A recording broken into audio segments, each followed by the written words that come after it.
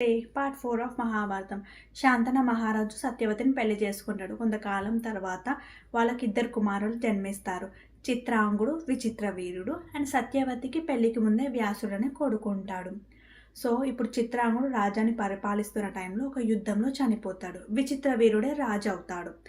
And ఇప్పుడు సత్యవతి భీష్ముడితో ఇలా అంటుంది, విచిత్రవీరుడికి పెళ్లి చేయాలని. అదే టైంలో కాశీ రాజ్యంలో కాశీరాజు తన ముగ్గురు కుమార్తెలకు అంబ, అంబిక అండ్ అంబాలికకు స్వయంవరం ఏర్పాటు చేశాడు. చాలామంది రాజులు వచ్చారు. భీష్ముడు కూడా వెళ్ళాడు.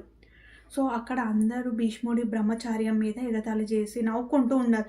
భీష్ముడికి చాలా కోపం వచ్చేసి వాళ్ళందరినీ ఫైట్ చేసి ఓడించేసి ఈ ముగ్గురుని తన రథంలో తీసుకొని వచ్చాడు హస్తినాపురంకి.